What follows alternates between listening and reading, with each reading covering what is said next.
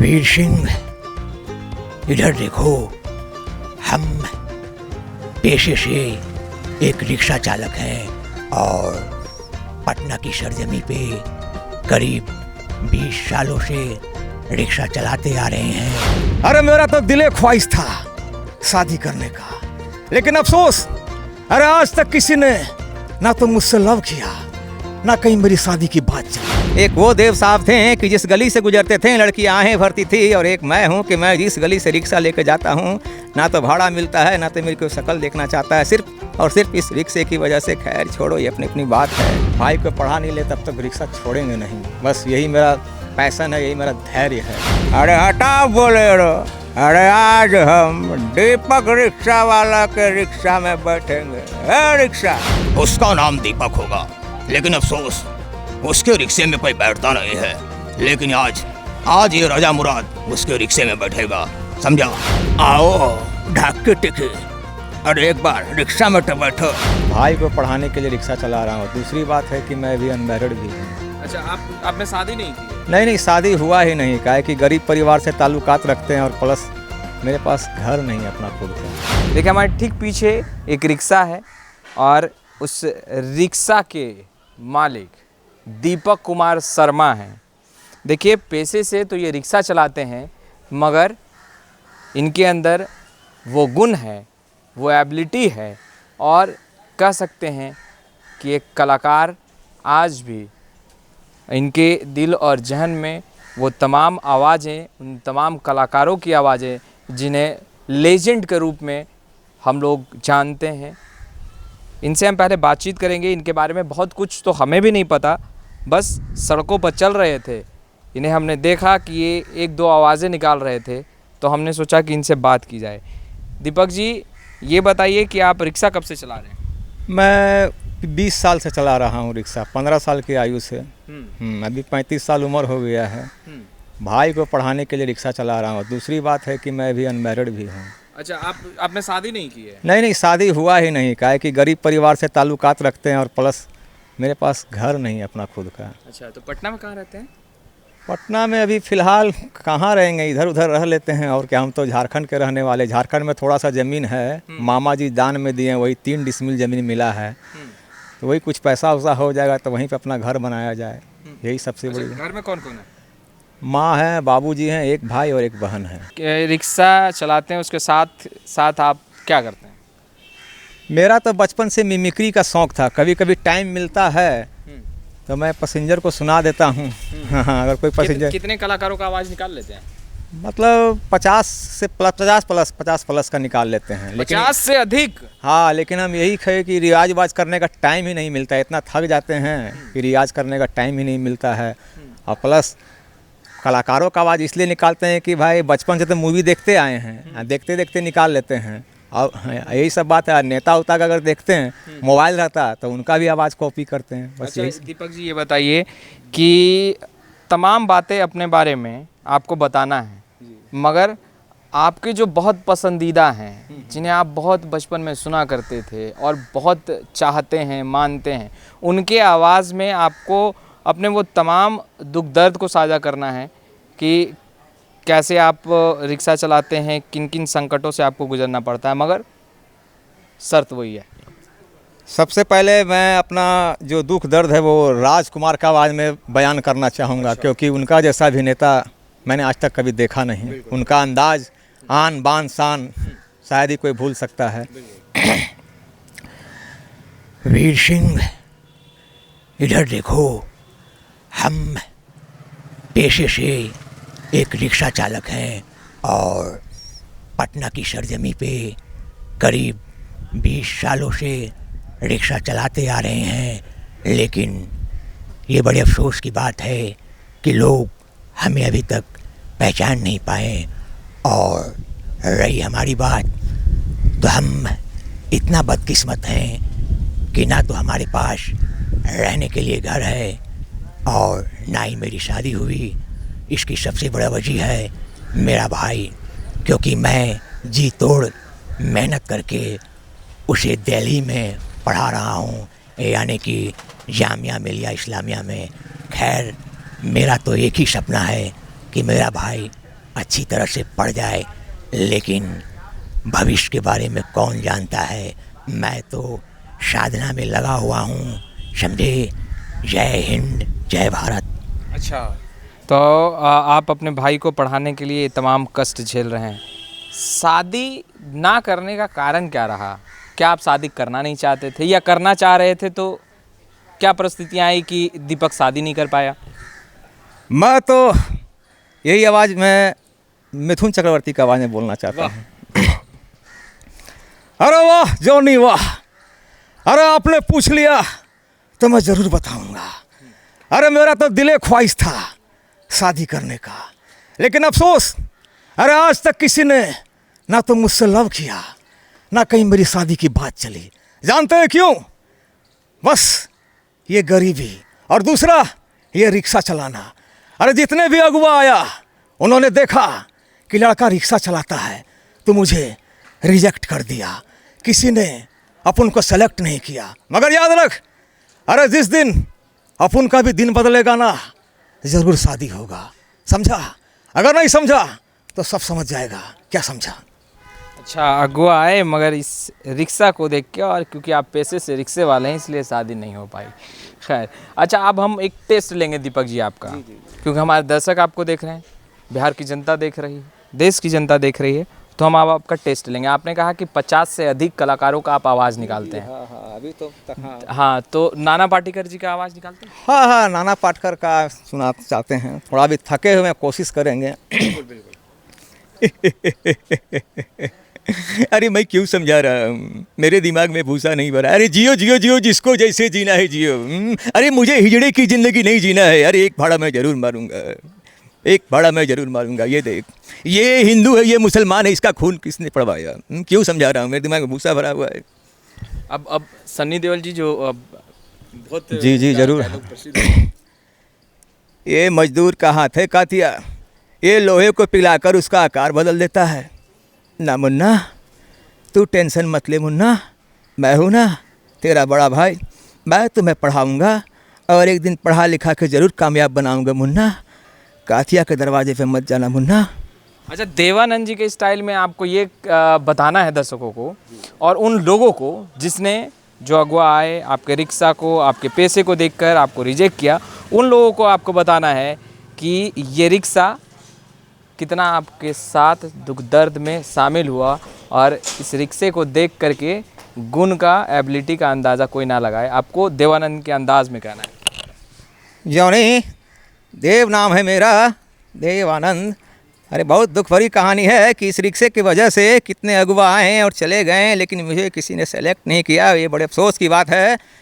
मगर याद रखो, जिस दिन मेरा भी भाग चमकेगा, उस दिन कोई ना कोई ज़रूर मुझे मिलेगी। लेकिन मुझे बहुत अफसोस की बात है कि लगता है मेरे भाग में किसी का प्यार नहीं लिखा है। खैर, लेकिन याद रखो, मैं क्या करूं, कुछ समझ में नहीं आ रहा है। एक वो देव साहब थे कि जिस गली से गुजरते थे लड़कियां आहें भरती थी, और एक मैं हूं कि मैं जिस गली से रिक्शा लेकर जाता हूं, ना तो भाड़ा मिलता है, ना तो मेरी कोई शक्ल देखना चाहता है, सिर्फ और सिर्फ इस रिक्शे की वजह से। खैर छोड़ो, ये अपनी अपनी बात है। मेरा नाम जॉनी है, देवानंद। वाह दीपक जी वाह।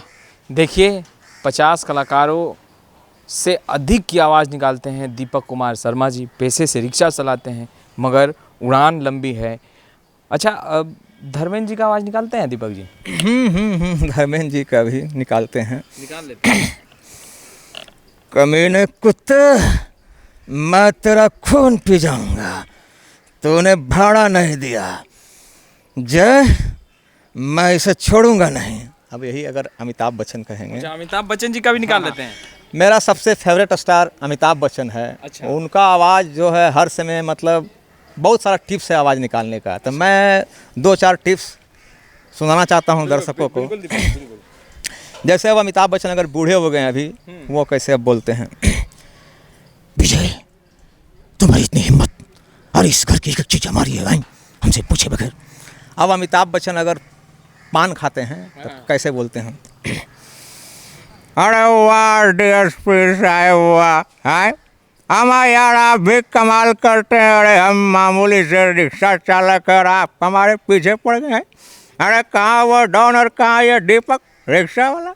हमारे यार बड़ा बात करना है तो तरीके से बात करो, काहे के भी हम भाड़ा लिए हुए, समझे। अब अमिताभ बच्चन अगर ड्रिंक लिया हुआ था, आप लोग देखे होंगे, अमर अमर अकबर एंथोनी, शीशा वाला स्टाइल, उसका मैं एक्टिंग करना चाहूँगा। एंथोनी भाई, अरे देख देख देख देख अपना थोपड़ा देख, इडियट कहीं का, अबे कितना मारा तेरे को है। अगर तू पेला नहीं होता तो क्या वो जाड़िया तेरे को मार सकता था? नहीं, लेकिन तू अपन का सुनता नहीं है। अरे हिलता काहे को है मैं। हाँ तो एंटोनी भाई आज से प्रॉमिस करो, ये ड्रिंक व्रिंक लेना नहीं है यार, अगर पेला नहीं होता तो जाड़िया हमारे यार। ठीक है एंटोनी भाई, अब तुम भी सोने जाओ, हम भी काफ़ी थक गए। Goodbye, good night. हाँ एंटोनी भाई, एक जवानी वाला। एक जवानी वाला अगर शराब पिए रहते हैं अमिताभ बच्चन फिल्म शराबी से, वो सुनिएगा। वाह नटूलाल जी वाह, अरे हम शराबी जरूर है लेकिन इतने बड़े शराबी नहीं कि इतनी बड़ी बोतल को पी जाए। हाँ तो नटूलाल जी आप कुछ सुनाना चाहते थे? हमें मालूम है कि आपकी 5 बेटियां हैं, यानी कि 50-50 हज़ार रुपये के हिसाब से 2.5 लाख बनता है। हाँ तो सक्सेना साहब लाइए वो चेक बुक, हम अभी साइन कर देते हैं। हाँ ये लीजिए। आप एक अमिताभ बच्चन का बहुत चर्चित डायलॉग है फिल्म दीवार का, उसमें एक डाबर साहब और अमिताभ बच्चन का डायलॉग है, वो सुनाना चाहते हैं। वो बिल्डिंग का जसौदा करता है, सुनिएगा। विजय, आखिर इस बिल्डिंग में ऐसी कौन सी खासियत है? अगर तुम कहते तो मैं 20-30 लाख कम करवा देता।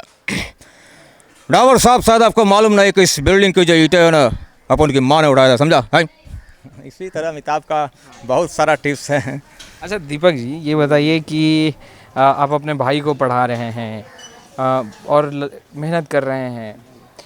भाई कहाँ किस क्लास में पढ़ता है और आप कब महीने का कितना खर्च आ जाता होगा उसके पढ़ाई में? महीने का सर तो खर्च 15-20 हज़ार के लगभग में आ जाता है, लेकिन उतना तो हम नहीं कर पाते हैं, लेकिन सहयोग करते हैं कुछ थोड़ा। वो भी अपने से भी प्रैक्टिस कर रहा है, कोचिंग वगैरह पढ़ा उढ़ा के। हाँ महीने में वही हम तो 8-9 कर पाते हैं। काहे उतना सक्षम नहीं है, जब से ये बैटरी वाला रिक्शा आ गया ना, थोड़ा कमाई में मार खा गया। लेकिन हिम्मत नहीं हारे हैं, कोशिश कर रहे हैं, कोशिश में लगे हुए हैं कि जब तक भाई को पढ़ा नहीं ले तब तक रिक्शा छोड़ेंगे नहीं। बस यही मेरा पैशन है, यही मेरा धैर्य है, अपने धैर्य को खोए हुए नहीं हैं। जो लालू जी की आवाज़ निकालते हैं, बिहार में तो सत्ता परिवर्तन हो गया, गरीबों के मसीहा कहे जाते हैं लालू प्रसाद यादव, उनकी आवाज़ निकालते हैं और जब सत्ता में आ गए हैं तो क्या कहेंगे लालू प्रसाद यादव जी के अंदाज में? हाँ उनका आवाज़ हम कोशिश करेंगे। मान ले वो रिक्शे में अगर बैठेंगे या रिक्शा वाला में बैठ बुलाना है तो कैसे बोलेंगे लालू जी? है भकलोल, अरे मारेंगे लोल पे कि चढ़ जाएगा पोल पे। अरे डरा बतियाते हो मर्द, अरे हटा बोलेरो। अरे आज हम दीपक रिक्शा वाला के रिक्शा में बैठेंगे। ए रिक्शा, अरे इधर आप कहाँ जा रहे हो? समझते उमझते नहीं हो, बतियाते मर्द। अरे जब हमर राज था तो देख लो कितना आलू सस्ता था। अरे ये कौन है छोटा लालू? अरे हम भी लालू यादव का आवाज़ निकाल सकते हैं। अरे खाली एगो मोबाइल तो आ जाने दो। नीतीश जी को लालू के अंदाज में क्या कहिएगा? अब तो सत्ता में आ गए, दोनों भाई एक हो गए। ये तो हम न राजनीति में तो रुचि नहीं रखते हैं, थोड़ा हम तेज प्रताप का आवाज़ सुनाना चाहेंगे। तेज प्रताप यादव जी? हाँ, कल हम एक पैसेंजर के वीडियो देखे थे मोबाइल में, हम जो सोचे ऐसा इनका आवाज़ कॉपी करने के लिए उनका आवाज़ सुनाना चाहेंगे। हम तो दिल्ली गए पीएम से मिलने, हम न गए थे, नीतीश जी तो नहीं। हमने प्रस्ताव जारी किया था, आप समझे नहीं, आप समझे नहीं। छापे तो पढ़ते आ रहे हैं, बचपन से तो छापे ही पढ़ते हम देखते आ रहे हैं। अब जिसकी जैसी सोच है वो तो वही बात करेगा, अब किसकी कैसी सोच है ये तो वही जाने। अरे वाह वाह। अच्छा दीपक जी, दर्शकों को क्या कहना चाहेंगे आप? आप कलाकार भी हैं, आखिर इतने आवाज़ निकालते हैं, तमाम आवाज़ निकालते हैं, क्या ये रिक्शा जो है और भाई का एक बड़ा दायित्व के कारण ही आप यहाँ तक रह पाए, आप आगे नहीं बढ़ पाए, या अन्य कारण थे? क्योंकि आप कह रहे हैं कि हम बचपन से में बिक्री करते थे, शौकीन थे आवाज़ निकालने का कलाकारों। हाँ, हम 10 साल की उम्र से ही आवाज़ निकालते आ रहे हैं। उस समय मुझे मिमिक्री का इतना बुखार छूटा मैंने पकड़ा कि मैं सारे स्टारों की कॉपी करने लगा, किसी को छोड़ा ही नहीं। राजा मुराद हो, कोई भी हो, हाँ राजा मुराद हो, किसी का गुलशन ग्रोवर, किसी को छोड़े ही नहीं। लेकिन जब हमको नफ़रत हो गया, मिमिक्री से पहचान नहीं मिला, तो धीरे धीरे रियाज़ करना, बोलना वगैरह छोड़ दिए।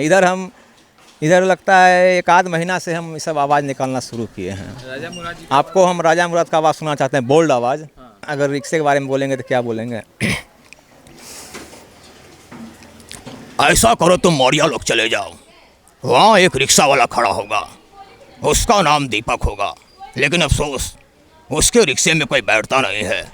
लेकिन आज ये राजा मुराद उसके रिक्शे में बैठेगा, समझा? और गुलशन ग्रोवर जी का गुलशन ग्रोवर को सुनाएंगे।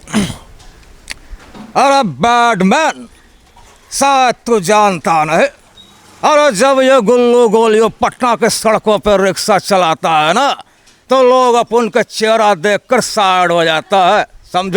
गन्ना चूस के शक्ति कपूर जी, आओ ढाके टिके, अरे एक बार रिक्शा में तो बैठो, आओ। अरे वाह, एक शाहरुख खान का आवाज़ सुनाना चाहेंगे, क्या कि लोग उनका आवाज़ का बहुत बड़ा फ़ैन है। बिल्कुल बिल्कुल।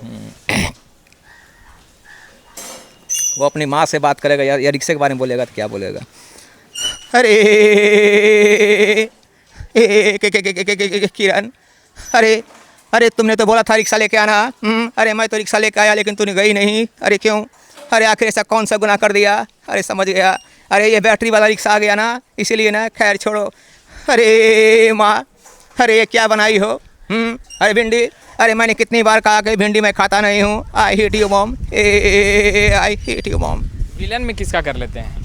विलन में गुलशन ग्रोवर है, ये अमजद खान है। अमजद खान जी का भी? हाँ, अमजद खान है, उनका सुनाना चाहते हैं। पृथ्वीराज कपूर है।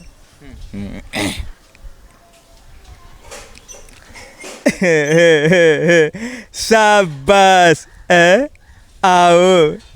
क्या सोच कर आए थे कि गब्बर सिंह खुश होगा? याद रखो, यहाँ से 50-50 मीटर दूर पर जब चकारम और बुद्धा कॉलोनी में कोई बच्चा रोता है तो उसकी माँ कहती है सो जा बेटे, नहीं तो गब्बर सिंह आ जाएगा।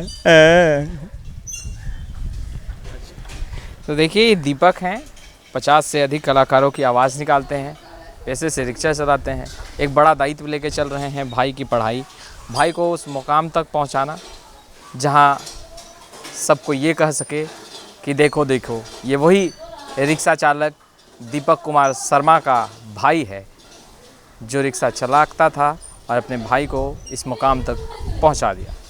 खैर, ये वीडियो पसंद आया हो, खूब शेयर कीजिएगा, खूब लाइक कीजिएगा, और अब तक आपने हमारे चैनल को सब्सक्राइब नहीं किया, तुरंत सब्सक्राइब कर लीजिए। कैमरा पर्सन गुड्डू के साथ मैं वसीम, लाइव सीरीज़ पटना।